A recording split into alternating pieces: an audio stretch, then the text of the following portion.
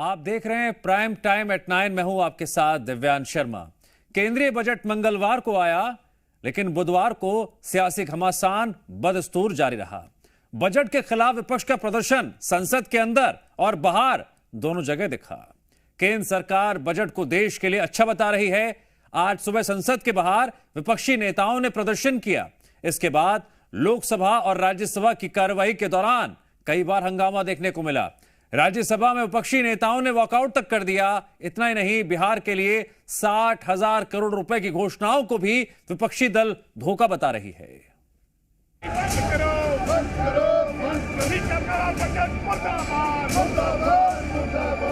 सबके थाली खाली और दो के थाली में पकोड़ा।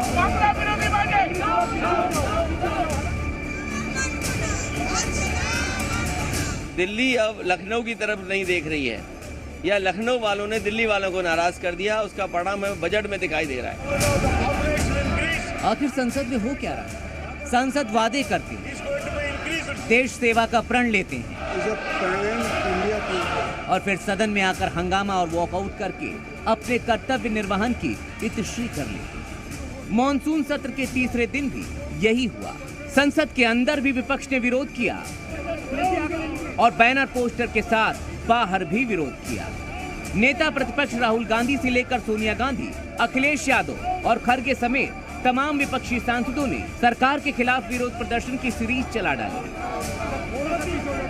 जो तस्वीरें अभी आपने देखी, ये संसद परिसर की है। यहाँ विरोध कीजिए, किसने रोका है? लेकिन सदन की गंभीरता को समझते हुए वहाँ तो समय दीजिए। छोड़ के इस पूरे प्रकरण की शुरुआत राज्यसभा में नेता प्रतिपक्ष मल्लिकार्जुन खड़गे ने की। कहा, बजट में सिर्फ पकौड़ा और जलेबी मिला, कुर्सी बचाने वाला बजट। बजट में किसी स्टेट को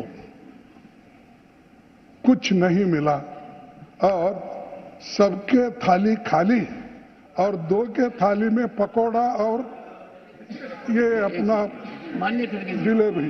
किसी को खुश करने के लिए, कुर्सी बचाने के लिए वो ये सब हुआ है, इसका हम खंडन करते हैं।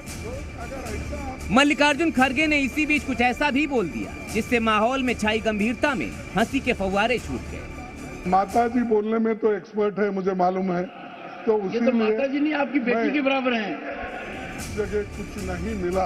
विपक्ष जो आरोप लेकर बैठा था, वित्त मंत्री उनका जवाब देना चाहती थी। उन्होंने कहा कि बजट में हर राज्य का नाम लेना संभव नहीं, लेकिन जब तक चर्चा पूरी होती उससे पहले ही विपक्ष के नेता सदन से वॉकआउट कर गए। Much before I respond, they would like to make a lot of noise and go away.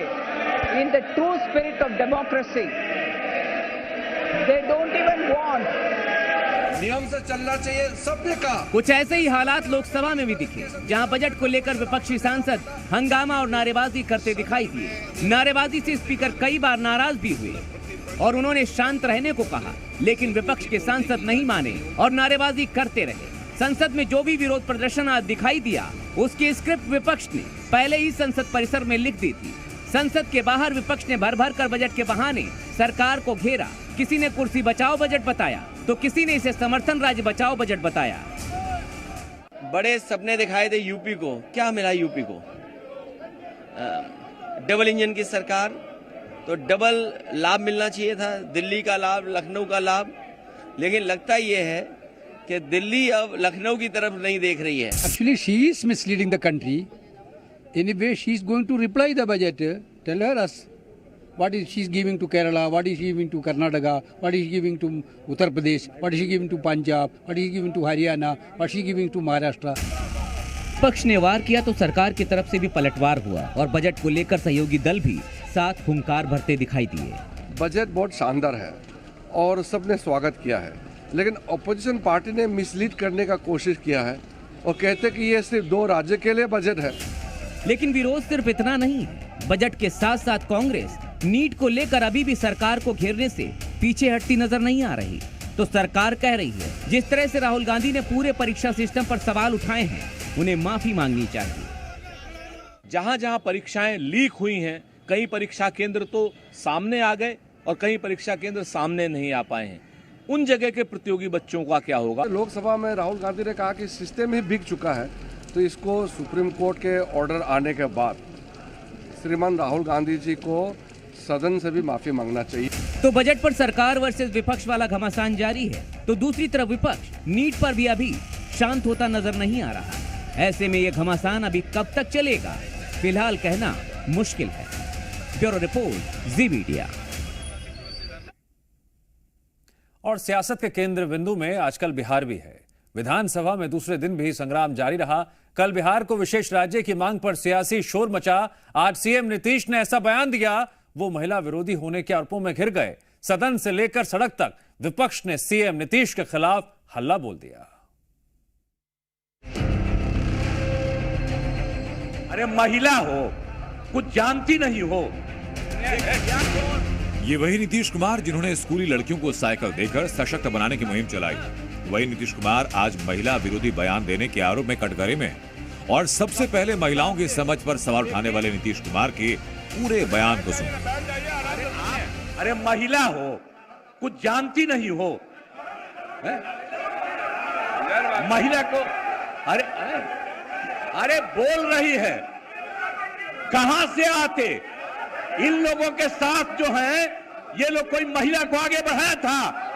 अरे हम 5 के बाद में महिला को बढ़ाए हैं, बोल रही हो। नीतीश ने जो महिला विरोधी बयान दिया, उसके केंद्र में थी आरजेडी की विधायक रेखा देवी। सदन में नीतीश के इस बयान के विरोध में विपक्ष ने वॉकआउट किया और खुद बाहर आकर रेखा देवी ने नीतीश को महिला विरोधी और आरक्षण विरोधी करार दिया। सारे महिला को कहे कि आप लोग को कुछ नहीं आता है, अब वही ना जाने हम लोग को आता है कि नहीं है। जनता चुन के भेजी है, महिला विरोधी है, महिला को देख के इसी तरह बोलते हैं। दरअसल आज बिहार विधानसभा का सत्र चल रहा था। इस दौरान विपक्ष की तरफ से लगातार आरक्षण के मुद्दे पर नारेबाजी हो रही थी। स्पीकर की समझाइश पर जब शोर शांत नहीं हुआ तो नीतीश कुमार ने खुद मोर्चा संभाला और आरक्षण के मुद्दे पर सफाई दी। लेकिन नीतीश के जवाब में विपक्ष का हंगामा जारी था और फिर इस हंगामे से तंग आकर नीतीश ने ऐसा जुबानी तीर चलाया जो गलत निशाने पर लग गया। अरे महिला हो, कुछ जानती नहीं हो। अब नीतीश इस बयान पर विवादों में है और जेडीयू डैमेज कंट्रोल में जुटी है। ये लोग फर्जी सहानुभूति लेने के लिए ये विधानसभा का समय जाया कर रहे हैं। जो वो लोग सोचते हैं, जो आज मांग कर रहे हैं, बिहार सरकार ने पहले ही करके रखा है। विधानसभा में हंगामे ने महिला विरोधी विवाद की शक्ल ली तो विधान परिषद में एक और महिला ने एनडीए सरकार के खिलाफ मोर्चा खोल दिया। बिहार की पूर्व सीएम राबड़ी देवी ने बिहार के लिए केंद्र के स्पेशल पैकेज को सरकार बचाओ पैकेज बताया। पूरे देश के लिए एक कुर्सी बचाने के लिए आंध्र प्रदेश में बिहार के दिया है। कुर्सी बचाने के लिए माननीय नरेंद्र मोदी जी अपना कुर्सी बचाने के लिए 2 राज्य के दिए, सब राज्य छोड़ दिए, पूरा देश छोड़ दिए। विपक्ष के पास मुद्दे कई हैं। इन मुद्दों पर बिहार विधानसभा में पक्ष विपक्ष के बीच संग्राम, तो सड़कों पर कांग्रेस कार्यकर्ता नीतीश सरकार के खिलाफ प्रदर्शन में जुटी हैं। प्रदर्शनकारियों की भीड़ बेकाबू हुई तो पुलिस ने पहले उन पर काबू करने के लिए लाठी भांजी और फिर वाटर कैनन का इस्तेमाल किया। बिहार में विधानसभा चुनाव अगले साल होने, लेकिन एक एक बयान और मुद्दों पर जैसे सियासी संग्राम, उससे साफ है कि आने वाले दिनों में हंगामे की बयार यूं ही बहती रहेगी। ब्यूरो रिपोर्ट, जी मीडिया। गुस्ताखे नबी की बात करें, एक ही सजा है, सिर तन से जुदा। सिर तन से जुदा। करीब 2 साल पहले अजमेर में ऐसे नारे गूंजे थे, लेकिन धीरे धीरे ये कट्टरपंथी जहर कई शहरों में फैल चुका है। आम लोगों की भीड़ में छुपे चंद जिहादी ताकतें उन्मादी नारे लगाकर देश को फसाद की आग में झोंकने की साजिश रचते रहे हैं। यह हम इसलिए आपको बता रहे हैं क्योंकि मुहर्रम के दिन कानपुर में अजमेर कांड को दोहराया गया। कुछ उपद्रवियों की भीड़ ने अमन चैन में खलल डालने के लिए उकसाने वाले नारे तक लगाए।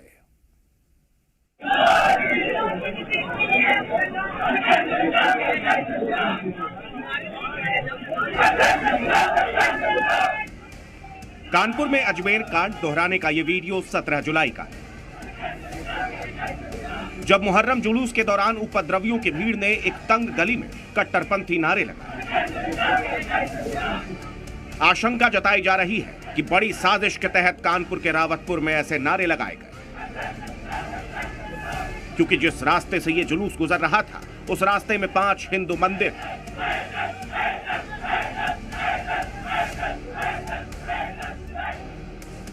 ग्राउंड जीरो पर पहुंची जी मीडिया की टीम से बातचीत में स्थानीय लोगों ने भी माना कि ऐसा पहले कभी नहीं हुआ। जो लड़के बच्चे हैं, नवयुवक वर्ग है, उन्हीं में कुछ उपद्रवी तत्व जिस तरह शरारत कर रहे हैं, माहौल बिगाड़ने की कोशिश की जा रही है। जुलूस में भैया बाहरी आदमी तो किसने लगाया, क्या किया, तो कोई समझ थोड़ी पाता, उसमें आम आदमी है। वीडियो वायरल होने के बाद पुलिस एक्शन में आई। 50 लोगों के खिलाफ मामला दर्ज किया गया।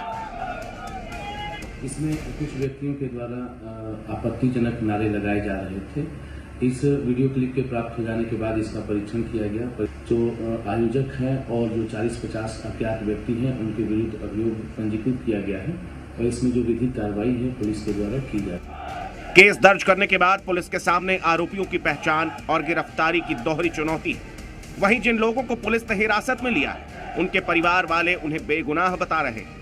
यहाँ मोहल्ले के कोई नहीं दिख रहे हैं, सब बहरी हैं। जो बहरी है आप उनकी तहकीकात करिए। मेरे लड़के को टार्चर बनाया गया। अगर मेरा भाई यहाँ पे आता है तो उसको सख्त से सख्त सजा दी जाए। मैं इस बात को कह रही हूँ, अगर मेरा भाई है तो, अगर मेरा भाई नहीं है तो उसको कोई भी सजा नहीं मिल सकती है। बीजेपी का दावा है कि योगी सरकार कट्टरपंथियों से सख्ती से निपटेगी। इस सरदर्द जुदा के नारे एक फैशन सा बन गया है। जब देखिए तब इस तरह के नारे लगा करके लोगों को भय में डालने का प्रयास किया जाता है। ये कोई मजहबी नारा नहीं है, ये भय और आतंक व्याप्त करने वाला एक नारा है। इस नारे को उत्तर प्रदेश की सरजमीन पर स्वीकार नहीं किया जा सकता। वहीं कांग्रेस भी नारेबाजी करने वालों को नसीहत देती नजर आई। ये देश नफरत से, घृणा से, हत्या से, अपराध से नहीं चलेगा। ये देश सुख से, शांति से, संविधान से चलेगा। लेकिन बड़ा सवाल यह है कि शहर शहर नफरती नारे लगाने वाले ये लोग कौन हैं और आखिर पाकिस्तान से निकला ये मजहबी जहर कैसे हिंदुस्तान की गलियों में फैल रहा है। ब्यूरो रिपोर्ट, जी मीडिया। यूपी के मंत्री बोले भाईजान बने भोले। जी हां, बस इसी बयान पर बखेड़ा खड़ा हो गया। यह बयान दिया योगी सरकार में मंत्री और एसबी एसपी के प्रमुख ओपी राजभर ने। कहने का तो उन्होंने सांप्रदायिक सौहार्द वाला बयान दिया।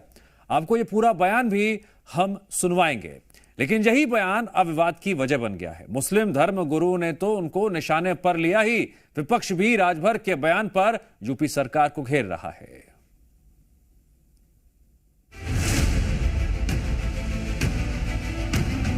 अरे उनसे भी कहूंगा वो भी निकले जाके भोलेनाथ जी को चढ़ाना।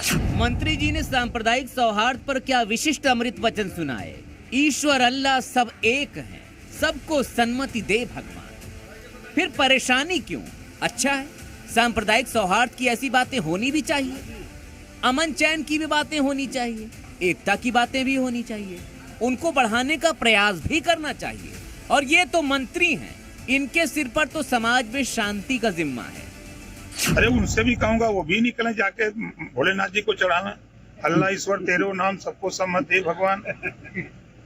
सब एक ही हैं। लेकिन यूपी सरकार के मंत्री ओपी राजभर ये भूल गए कि ये उसी सरकार में मंत्री हैं जिस सरकार ने मुजफ्फरनगर से लेकर हरिद्वार तक दुकानदारों के लिए ऐसा फरमान निकाला जिस पर जमकर हिंदू मुसलमान हुआ। ऐसे में वो लोग जो दुकानों पर नेम प्लेट वाले फैसले को सही मानते हैं, क्या वो लोग ओपी राजभर के सांप्रदायिक सौहार्द की चाशनी में लिपटे इन अमृत वचनों को मानने के लिए तैयार हैं? ओपी राजभर के इस फरमान से सहमत है? तो इसका जवाब मुस्लिम जमात के प्रतिनिधि ने हमारे ही चैनल पर इसी मुद्दे पर हुई डिबेट में ओपी राजभर को दिया। हम आपसे सिर्फ इतना ही कहेंगे, जो जिस धर्म में है उस धर्म में रहे। ये क्या है कि वो यहाँ आकर के पूजा कर ले, हम कहते यहाँ के नमाज आकर के पढ़ ले। तो हमें चाहिए कि हमें एक दूसरे के धर्म की पहले सही से जानकारी लेनी चाहिए, उसके बाद में कोई बात करनी चाहिए। हालांकि मंत्री जी ने मुहर्रम के दौरान बरेली से लेकर कानपुर में हुए उपद्रव पर उठी विवाद की तपिश को कम करने के लिए सौहार्द का जल चढ़ाने का ऐसे प्रयास किया था, लेकिन मुस्लिम धर्मगुरु उनके इस सौहार्दपूर्ण बयान को शरीयत के खिलाफ ही मान रहे हैं। ओपी राजभर जी ने जो बयान दिया है, मैं उनके बयान से कतन इत्तफाक नहीं रखता हूँ। उसकी वजह यह है कि इस्लाम ने सिर्फ जो है पूजा करने की इजाजत खुदा के लिए दी है।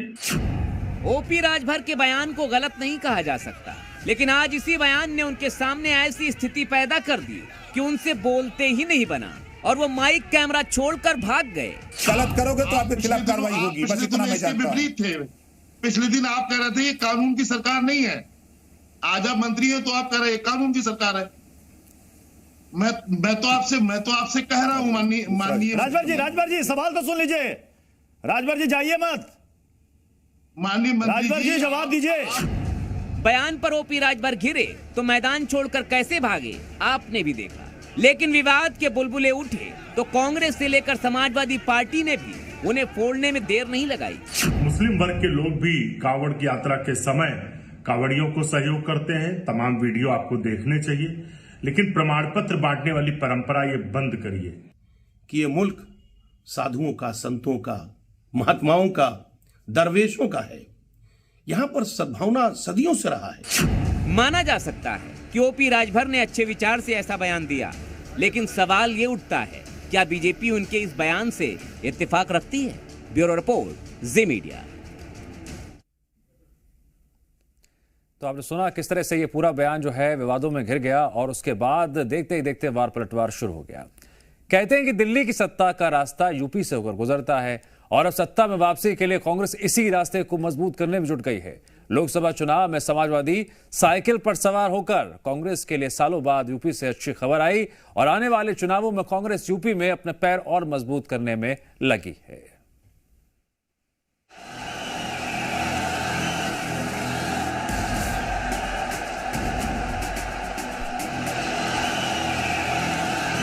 यूपी के इन दो लड़कों की जोड़ी फिर साथ नजर आने वाली है। 29 का फाइनल फतह करने से पहले तैयारी 27 के सेमीफाइनल को जीतने की। बहुमत की लाइन से पहले साइकिल पर ब्रेक ना लग जाए, इसलिए कांग्रेस यूपी में अपना हाथ मजबूत करने में जुटी है। लोकसभा चुनाव में अच्छे प्रदर्शन से उत्साहित कांग्रेस ने करीब 2.5 साल पहले ही यूपी के लिए ब्लूप्रिंट तैयार कर लिया है, ताकि देश के सबसे बड़े सूबे में बीजेपी के विजय रथ को रोका जा सके। और इसके लिए कांग्रेस ने 5 मुद्दों पर दांव खेला है। पहला, आरक्षण। कांग्रेस यूपी की दलित बस्तियों में दलित भोज करेगी और दलित संवाद करेगी। दूसरा, बेरोजगारी। 27 साल से ऊपर के युवकों के साथ बेरोजगारी के मुद्दे पर जगह जगह संवाद होगा। तीसरा, पेपर लीक। कांग्रेस नेता धरना प्रदर्शन और अभ्यर्थियों के साथ प्रदर्शन में शामिल होंगे। चौथा, महंगाई। महिलाओं के साथ चौपाल कर आधी आबादी को साधने पर फोकस। पांचवा, किसान। कृषि समस्याओं को लेकर किसान पंचायत का आयोजन किया जाएगा। लोकसभा चुनाव में मिले जनाधार के बाद अब कांग्रेस 2027 और उपचुनाव को लेकर अपनी प्लानिंग में जुट गई है। इसीलिए कांग्रेस ने 5 पॉइंट प्लान पर काम करना शुरू कर दिया है। मुद्दों को धार देकर कांग्रेस अपने जनाधार को मजबूत करने की कोशिश उत्तर प्रदेश में करती हुई नजर आएगी। पहले लोकसभा चुनाव के नतीजों और फिर यूपी में आलाकमान की सक्रियता ने कांग्रेस कार्यकर्ताओं में जोश भर दिया है और उन्हें 5 पॉइंट प्लान सत्ता की सीढ़ी नजर आ रहा है। तो वहीं बीजेपी पूछ रही है कि जब 70 साल सत्ता में थे तब दलित, युवा और महिलाओं का ख्याल क्यों नहीं आया? हाथी के दांत खाने के कुछ और दिखाने के कुछ और होते हैं। कांग्रेस क्या कहती है, क्या करती है? भाई बांटो और राज करने वाली कांग्रेस की नीति है। क्या केंद्र में ये सत्ता में नहीं रहे? 50 साल रहे, इन्होंने क्या किया? भ्रष्टाचार का कार्य किया। लोकसभा में इतनी करारी हार उत्तर प्रदेश में बीजेपी की हुई, उसके बाद भी भारतीय जनता पार्टी की इस प्रदेश के युवाओं, किसानों, आम आदमी के लिए वही नफरती सोच है। उत्तर प्रदेश में अखिलेश यादव भले ही विपक्ष में बड़ी भूमिका में हो, लेकिन 2024 के नतीजों ने बता दिया कि कांग्रेस उनके लिए जरूरी और मजबूरी बन गई है। यूपी में समाजवादी पार्टी और कांग्रेस के एक साथ आने की वजह से यूपी का मुस्लिम वोट बैंक एक मुश्त इंडिया गठबंधन की तरफ शिफ्ट हो गया। कभी समाजवादी पार्टी से परहेज करने वाला मायावती का दलित वोट बैंक भी कांग्रेस की वजह से इंडिया गठबंधन में गया, जिसकी वजह से समाजवादी पार्टी यानी अखिलेश यादव का पीडीएफ फॉर्मूला हिट रहा। लेकिन इसमें कांग्रेस का डीए यानी दलित और अल्पसंख्यक फॉर्मूला भी जरूर माना जाएगा। कैमसन दिवाकर के साथ मयूर शुक्ला, जी मीडिया, लखनऊ। बदले में कांग्रेस भी यूपी में अपनी खोई हुई सियासी जमीन तलाश रही है और इसी कड़ी में विधानसभा उपचुनाव में 10 में 3 सीट कांग्रेस को मिलने की खबर है। इन उपचुनाव का प्रदर्शन भी आने वाले दिनों में गठबंधन के भविष्य पर असर डालेगा। विशाल रघुवंशी, लखनऊ, जी मीडिया। और यहां रुकेंगे ब्रेक के लिए।